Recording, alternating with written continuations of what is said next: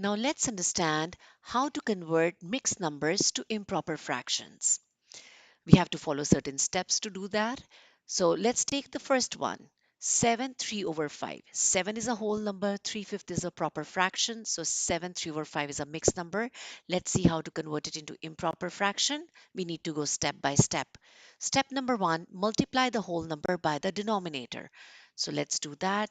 Let's multiply 7 times 5. Step 2, add the product to the numerator. It's 3 in this case. And keep the original denominator, which is 5. So 7 times 5 is 35 plus 3 over 5, which is 38 over 5. Now 38 and 5 do not have any common factor except 1, so it is already in the simplest form. This is my answer.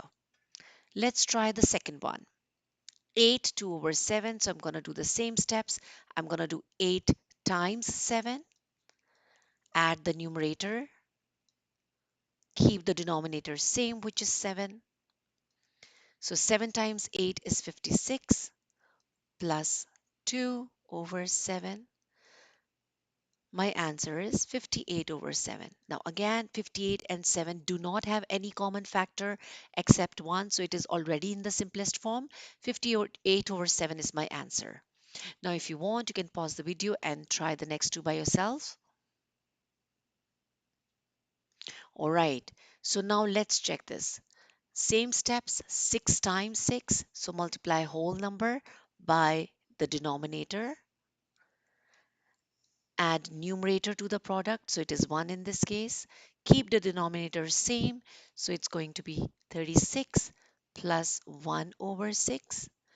My answer is 37 over 6. Now 37 and 6 do not have any common factor. So this is my answer. I hope you got this correct. Let's try the next one.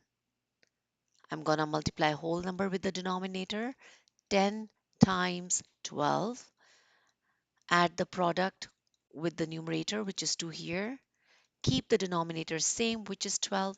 That's going to be 120 plus 2 over 12, which is 122 over 12.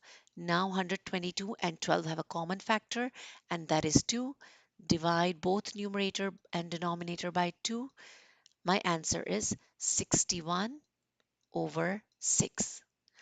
So 61 and 6 do not have any common factor except 1. I'll leave as is. Thank you for watching, and if you want to watch more such videos, please subscribe to my channel Key to Math.